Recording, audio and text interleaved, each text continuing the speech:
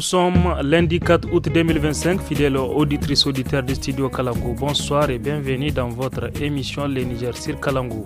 À la présentation ce soir, je suis Tarnan Foudahmed avec moi Alassane Abdou. Bonsoir Alassane, comment allez-vous? Je vais bien et toi Tarnan? Je vais très bien et rassurez-vous que je suis en super forme ce soir. Un clin d'œil à nos amis de l'autre côté de la régie, Adam Adawaki à l'édition et Issa Lawali à la technique. Tarnan, qu'est-ce qu'on a au programme ce soir? Comme chaque lundi, ce soir dans la partie invitée, nous aurons un entretien avec le président de l'association des producteurs de la canne à sucre du département de Djindjou. Le lundi, c'est aussi le jour de notre rubrique justice. Au programme, nous aurons la musique 100% nigérienne, les reportages des régions. Aujourd'hui, Niamey est à l'honneur. Vous suivrez notre actualité sportive et nous clôturons cette émission avec notre rubrique lotie par les femmes du studio Kalangu. Auditrices et auditeurs, nous débutons cette émission avec la première partie de notre entretien du jour, n'est-ce pas Tarnan? En effet, mais avant d'écouter la première partie de notre entretien, nous allons faire plaisir à nos auditeurs avec cette chanson Shakirari de Akazama Dedouchi.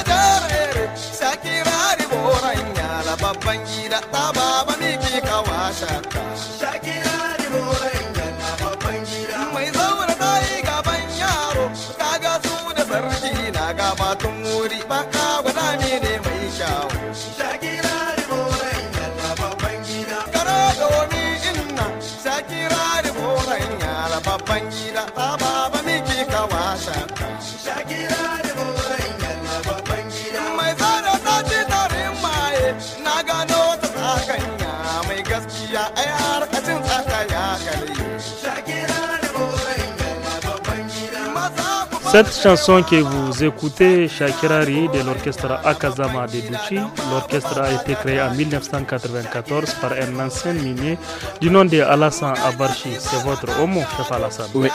Cet orchestre fait la promotion des rites et traditions du terroir par les chansons. Akazama est connu pour ses chansons de possession, bourri et conte.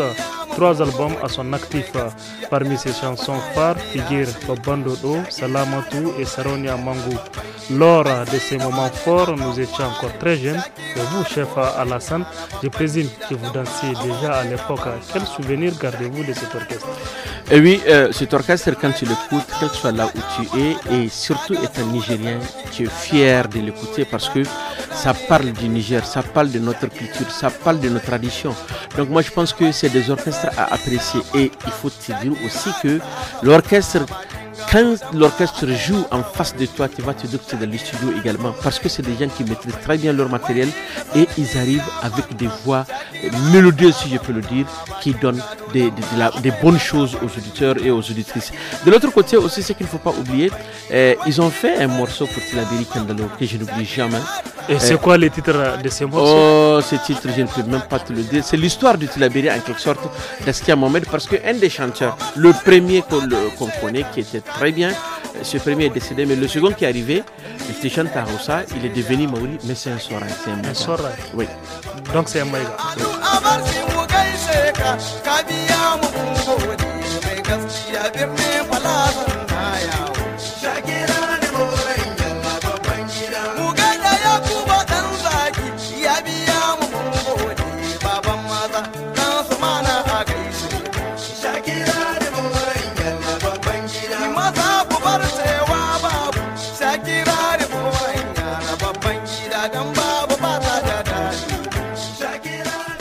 Après cette belle chanson de l'orchestre Akazawan de Douchi, revenons à notre entretien du jour avec le président de l'association des producteurs de la canne à sucre de Djundju, de la région de Dosso au Niger.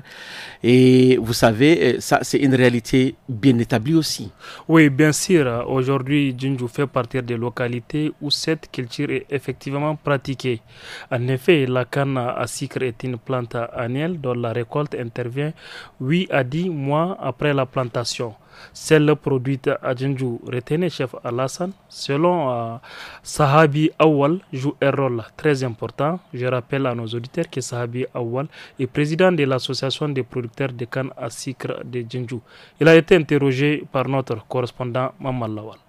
Wani hali ne kuke kiki bisa harka aikace-aikace na noma a rake a nan Djundju? Noma a rake noma ne wanda yake yana taimaka ma talakawa, ana amfani da shi kwarai, shi yasa ba mu iya tafiya mu bar shi baya. Amma wannan zamani ana ɗan samun ci gaba game da zamani. Don a da rake in mun ka noma mun ka shibka ta gyara dai na muka sai kuma damuna. To amma yanzu kaga an fara ci gaba da wannan injimomi na ban ruwa. Ana bata ruwa, ana gyara, kaga kenan rani bai kashe ta, ana kula da ita lahiya lau.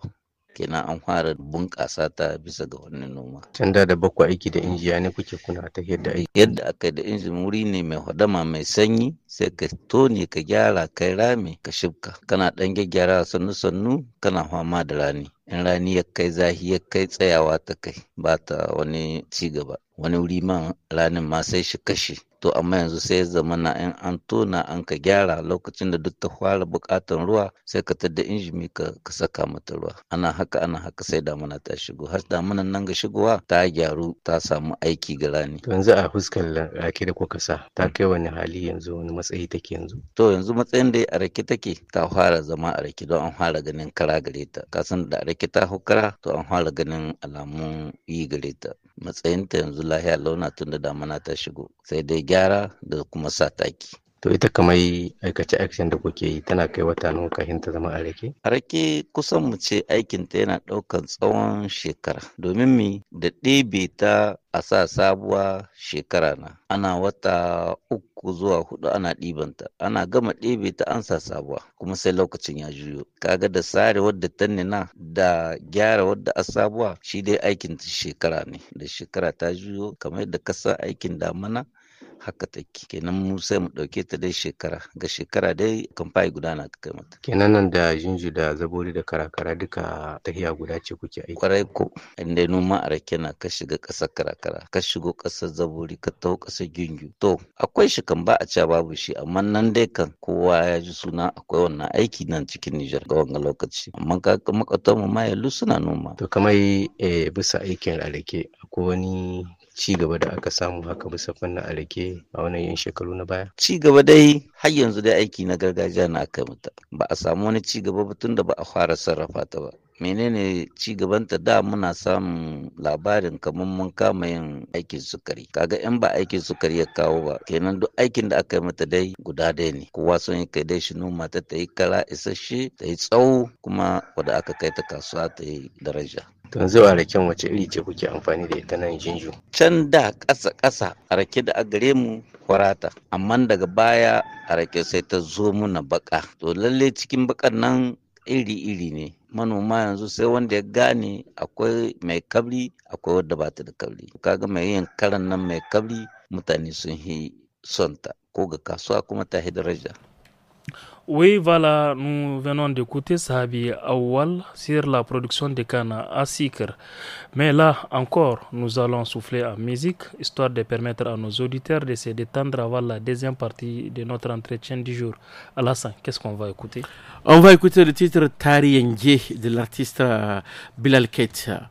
La chanson qui a fait à Niamey et au-delà de nos frontières beaucoup de mélomanes, si je peux le dire ainsi. C'est quoi Tari Nge? Tari Nge, c'est bagarrer. Tu n'as pas raison, mais tu veux vraiment faire la bagarre. C'est-à-dire que faire la bagarre sur du mensonge en quelque sorte. Tari Nge.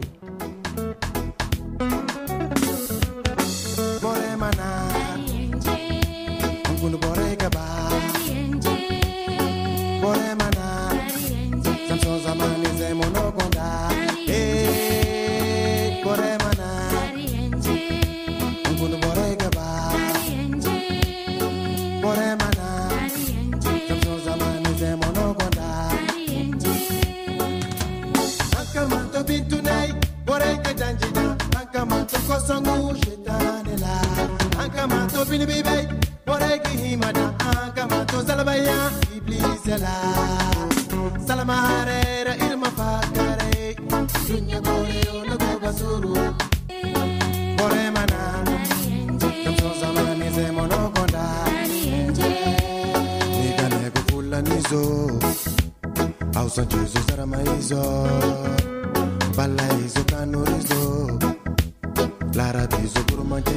Bilal Keita, de son vrai nom Seydou Mustafa Alpha Keita, est reggaeman nigérien qui a débuté sa carrière dans les années 88-89 en tant que danseur au sein du groupe Homeboys de Niamey.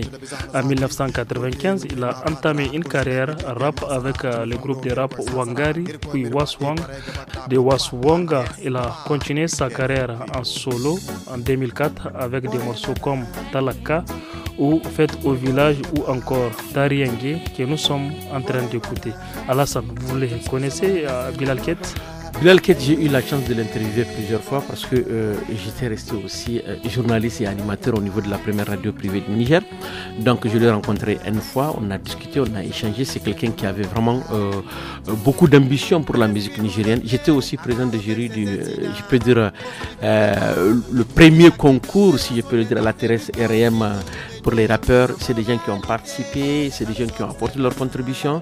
Donc c'est quelqu'un, j'ai beaucoup de respect pour lui et je le connais et il a vraiment, il fait partie des gens qui ont permis le développement de la musique nigérienne.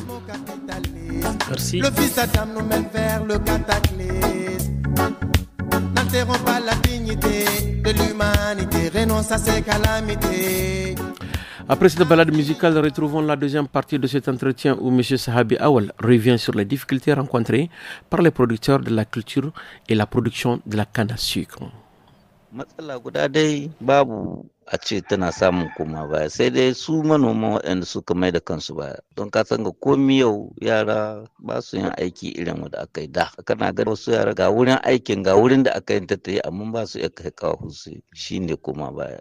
Duk lokacin da ka gani yanzu abun da yake damun mu lalle yaran mu matasa masu ƙarfi yanzu duk sun ba da ƙarfi wajen zuwa bidan zinariya to wanda duk ko ya ba da ƙarfi zuwa wajen bidan zinariya nan to bai ba da ƙarfi wajen aiki a rake ko ita zinariya ce mu nan gare mu duk yaron da ya tsaya ya yi aikin da ya komi ya yi arme ya yi bukatun shi ciki lahiya lau amma kaga duk sun fara sakiya suna ta yaci. Suka kayan aiki wa? To wannan kayan aiki na farko dai wuri, na biyu kayan aiki kamar da kace akwai su felu akwai su wasa da sauransu. To babban kuma makami na tafiya shi a takin zamani. A rake tana son takin zamani sosai.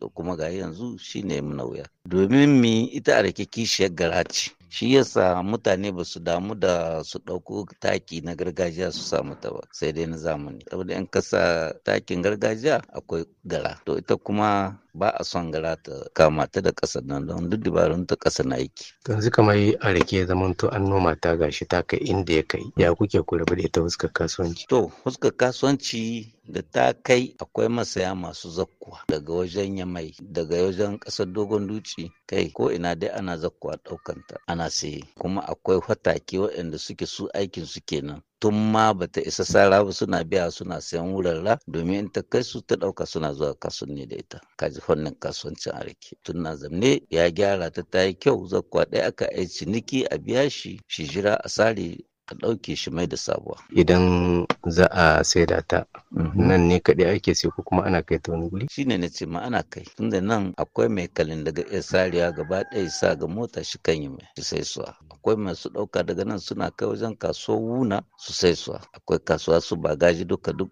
mutanen muna kai a rikicin ana sai su. So kuma su taho da kansu su sai hannu. Dangance da harkokin hanya hawa zan ziga-ziga? To nan na muke da matsala hanya. Rake abu ce mai nauyi. Wani lokacin ga a rake amma motoci masu zakkuwa manya su ɗauke ta da nan shine ga wuya. Hanya da mu dai rishin hanya shi ga sa rake mu ba ta taya nesa ko ba ta saurin tahiya ko ma manyan ƴan kasuwa suna da saurin zakkuwa na wajen hanya kai akwai matsala. Kun kai koke-koken ku haka? To batun koke-koke sai dai Allah ya taimaka Allah Ubangiji sa lokacin da wa'adin ya kai amma batun hanya nan Nijar da ban sani ba kai kila har kasashen waje ana da labarin da ya kuka hanya wagga hanya ta mu ta gingu babba hanya ta farko cikin tahiya tun lokacin Bature tana daga layi na biyu wanda Bature ya yi amma har yau ba a zamanantar da ita ba. to kaga ko muna da matsala kwarai. To yanzu kamar menene shakkoku zuwa ga magabata dangane da kamatin daga wajen hanya da dai ka aiki su taki da dai sauransu menene? To abinda a shakkuwan mu bisa ga hanya lalle ina kira ga babban murya gwamnati ta duba ta gani yadda za ta yi don komai sai an runtse ido. Haƙƙin nan ya kai gwamnati ta runtse ido ta tsaye da wasu ayyuka wani shiya har ta kammala yin hanyar nan. Wannan hanyar in Allah ya sa muna da ita nan waga ƙasa ta Ginju to sai mu ga kamar duk wani arziki dai gyara ɗaya na za a yi. Hanyar nan ita ta kawo mana matsala wajen tattalin arziki da zamantakewa. Fuskar taki ba? Fuskar taki shi kuma wannan abu ne wanda Allah ya kawo kuma gwamnati na nan na bakin kokari. Amma ta ƙara don wannan takin nan na zamani shi ne ke kawo a imma kai da abinci in dai ga takin zamani ana sa ran duk abincin da an ka noma yana yi. To a shekara bana tun da ku soma kun samu gudunmuwa na taimakon taki? Na da yawa ga shekara bai da hitowa ba amma shekara wadda ta wuce an samu. To bayani na ƙarshe kuma kamar shi wannan noma na arake muna son masu hannu da shuni su sa hannu don har yanzu aiki na gargajiya na ake gai mata. Ba mu samu waɗanda daga shigowa gaba ba mu zamanantar da ita. Na farko fannin noman ma in akwai zamanantar su yana da kyau.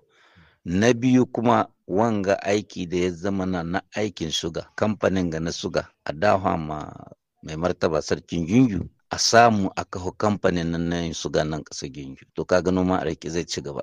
Tunda arake tana kai a noma ta nan in ta isa sai ka ga har masu sayan ma babu. To kaga ko in ga kamfanin sai a noma ma kamfanin ya kwashe bata ishe jama'a. Kaga dole noma ya bunƙasa kuma ya zamanantu. Kamfani sai da gwamnati a ba da horo mutane su tayi tsaye su kama aiki. Wannan horo na fannin noman zamani kenan ne ka faɗa ma. To lokacin ta ya kai kwali guda ana saida shi kamar nawa? Kwali babu da ba a saida shi in ta kai ta farko za ta hito da daraja kana ganin ana saida kwali 500 jaka 3 har kai 700. In ta yi yawa kuma sai sabko kai duk da dala 150 gare ka sai ka ɗauki kwali wani lokaci. Kuma can in ta jaye kana iske ma kwali jaka 4 jaka 5 ma to lokacin da ta kai sai wani da wani. Auditeurs et auditrices du Studio Kalangu, à partir de ce lundi 3 mars 2025, le programme de Studio Kalangu passera à 1 heure de diffusion de 17h à 18h. 1 heure de contenu riche et varié, 1 heure pendant laquelle vous aurez l'émission Le Niger sur Kalangu, des informations en 5 langues, un magazine hebdomadaire, un forum hebdomadaire, l'émission des jeunes tous à la fada les dimanches et un documentaire radio mensuel les samedis. Studio Kalangu au rythme du Niger. Studio Kalangu au rythme du Niger. Auditrices, auditeurs, place à présent à notre rubrique hebdomadaire Justice. Alassane, de quoi il est question pour ce lundi? Aujourd'hui, nous allons parler sur le domaine classé qui relève du domaine public de l'État ou les collectivités régies par les règles du droit public et le domaine déclassé qui relève du domaine privé de l'État ou des collectivités après déclassement. Pour en savoir plus, les régimes juridiques de ces deux domaines, écoutons le juriste Moussa Bachir au micro de Karim Anissi. Que signifie le terme déclassement dans un contexte d'utilisation d'un terrain? Le déclassement signifie que le terrain change de statut juridique, notamment lorsqu'il cesse d'être affecté à un usage public pour devenir un bien privé de l'État ou d'une collectivité. Concrètement, cela veut dire que le terrain n'est plus utilisé pour un service public, peut désormais être attribué à des particuliers ou à des entreprises, vendu, loué ou affecté à un usage privé ou commercial. Exemple, un terrain qui abritait un ancien poste de santé peut être déclassé, puis attribué à un projet de logement ou cédé à une association. Qu'est-ce qu'un domaine classé? Cela implique quoi? Désigne un bien immobilier appartenant à l'État ou à une collectivité qui est affecté à un usage public spécifique et protégé par la loi. Ne peut être vendu, cédé ni occupé librement. Qu'est-ce qu'un domaine déclassé et quelles sont ses implications? Et un bien immobilier qui appartenait au domaine public de l'État ou d'une collectivité et qui a été retiré de ses statuts pour devenir un bien du domaine privé. Cela implique le changement du statut juridique. Il devient disponible pour d'autres usages. Il n'est plus inaliénable.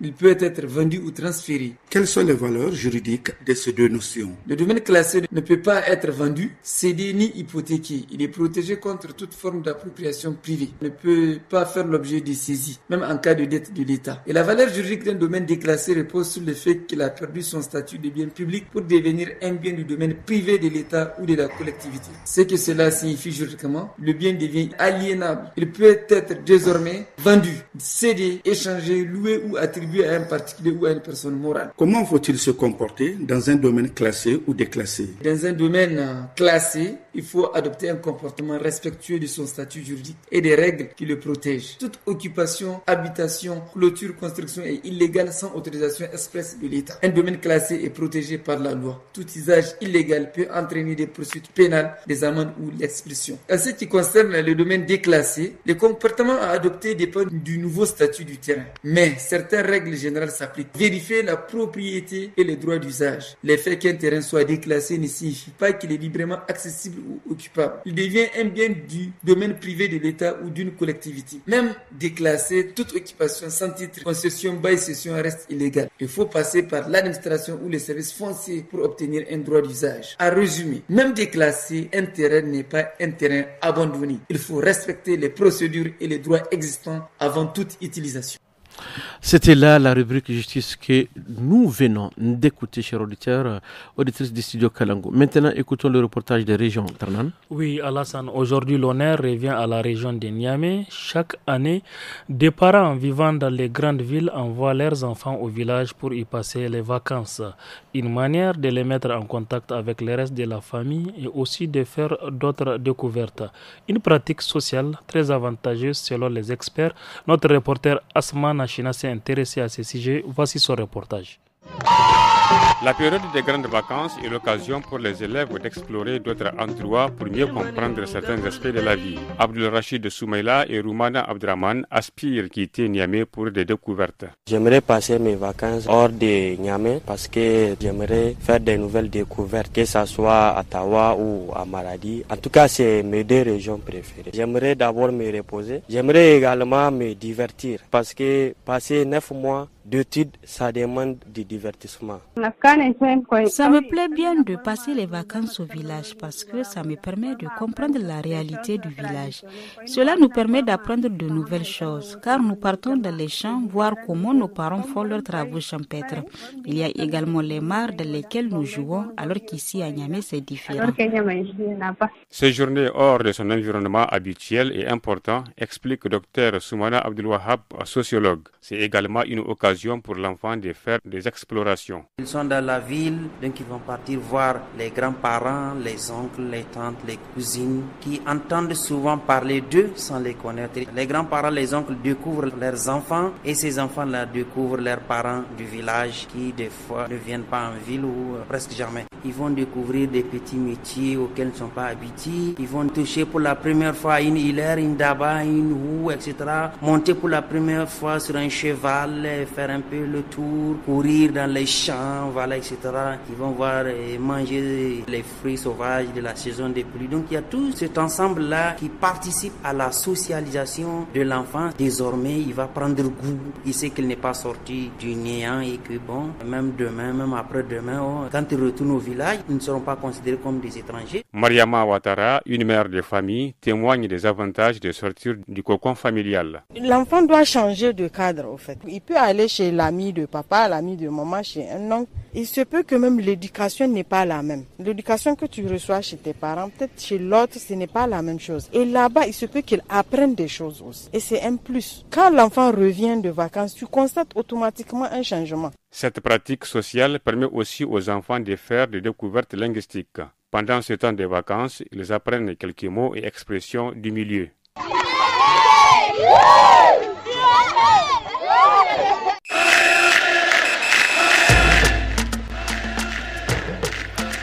Chers auditeurs, si vous venez de nous rejoindre, vous êtes à l'écoute de l'émission Le Niger sur Kalango. Place à présent à la page sport avec notre chroniqueur du jour, Adam Sariou. Adam, bonsoir. Bonsoir Alassane, bonsoir Ternal. Bonsoir Adam.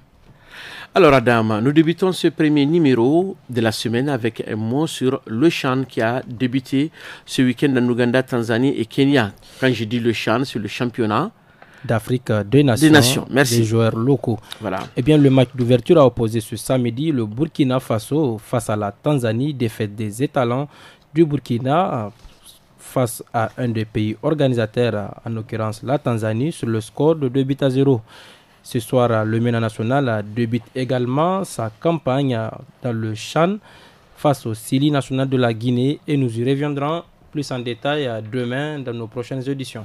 Adam, hier, le groupe de Haroun Abdullah a fait reconnaissance avec la pelouse du stade Nelson Mandela sur laquelle se déroulera l'opposition avant de s'entraîner sur le terrain annexe. Eh bien oui, Tanan, aux dernières nouvelles, la Confédération africaine de football, CAF, n'a pas autorisé l'entraînement sur la pelouse officielle afin de la préserver pour le match de ce soir.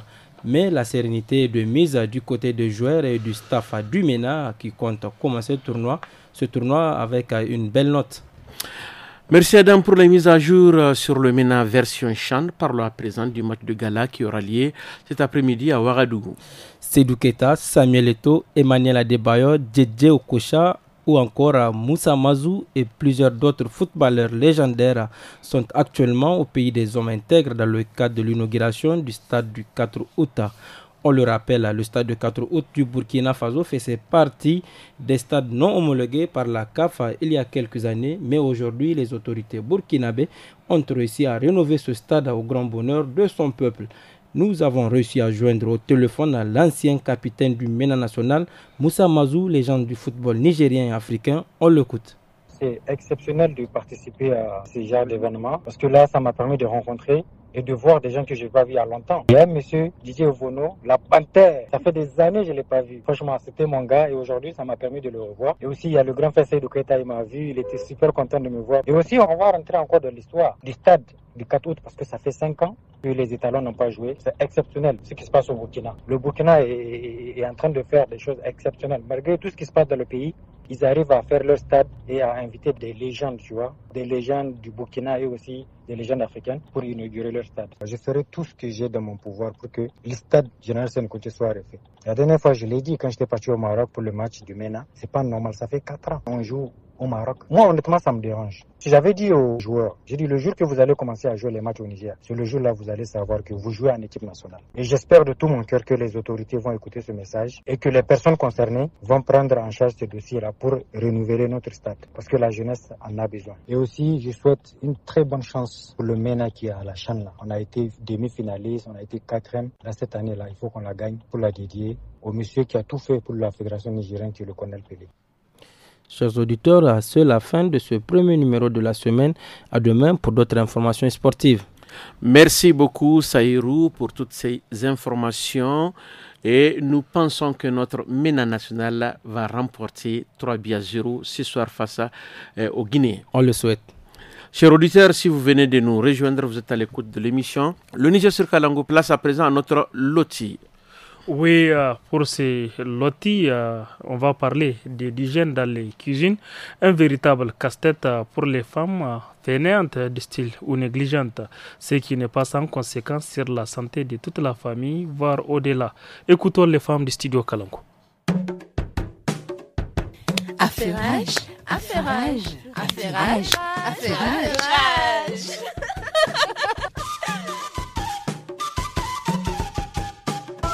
Alhamdulillah, t'aurais pas été délicieux. Je ne savais pas que tu étais un cordon bleu. Merci ma chérie. Quand il s'agit de faire des bons plats, tu peux compter sur moi.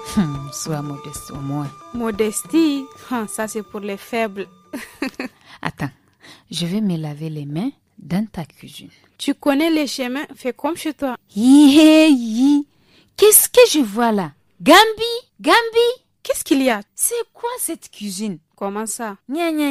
Tu ne vois rien d'anormal? Non, toi tu vois quoi? Et tu es sérieuse là? Tu ne vois pas l'état de ta cuisine? Tu ne vois pas qu'elle est sale? Non, c'est parce que je viens de préparer. Pas du tout. Regarde toute cette crasse incrustée. Tu vas me dire que c'est ta préparation d'aujourd'hui? Tous ces taches et assiettes entassées, on dirait que tu as fait un siècle sans faire la vaisselle. Ouais.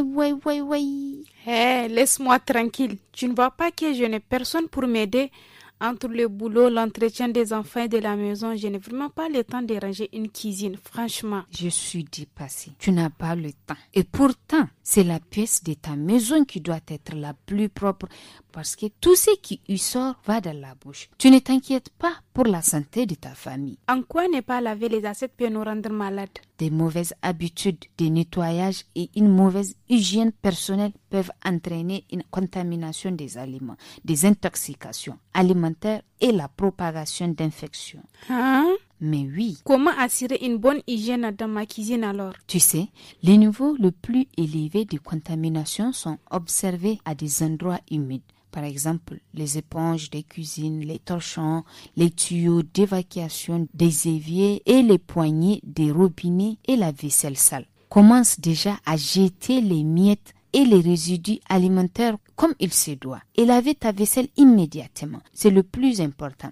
Essuyer les comptoirs avec du savon et de l'eau et les désinfecter. Nettoyer les planches pour enlever les aliments. Nettoyer toutes les surfaces, y compris les portes du réfrigérateur, le four, la cuisinière et les autres électroménagères. C'est pas fini. Ne pas placer les ordures dans les aires de préparation des aliments comme cette poubelle pleine qui me donne envie de te gifler. Tu peux la mettre plus loin et bien couverte pour éviter d'attirer la vermine. Choisir un produit de nettoyage ou un désinfectant adéquat, comme l'eau de javel pour la tâche à réaliser. Mais dans la plupart de ces cas, de l'eau et du savon sont suffisants. Oui, tout cela.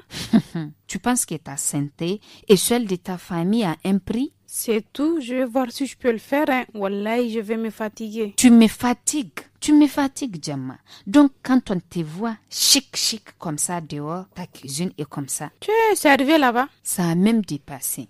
Toi, je t'écoute. Quels sont tes autres conseils pour éviter les infestations de vermine? Tu vois, Djamma, tu peux placer tes équipements et les matériels servant au nettoyage près de l'endroit où ils seront utilisés. Nettoyer le garde-manger régulièrement aux endroits où les aliments secs, les pâtes, les riz, les boîtes de conserve et les céréales sont entreposées pour éviter l'accumulation des miettes et des autres morceaux d'aliments. Enlever les déchets régulièrement. Et toi qui ne veux pas grossir là, est-ce que tu sais qu'il y a une étude américaine qui suggérait que la personne laxiste laissant leur vaisselle à l'abandon, tout comme le reste de la cuisine, ont plus de chances de prendre du poids facilement? Quoi? Et oui, il ne s'agit pas vraiment d'un rapport de cause à effet direct. Laisser sa vaisselle dans l'évier et empiler une montagne ne feront forcément pas de vous une personne obèse. Mais l'étude menée par le Food and Bread Lab Environment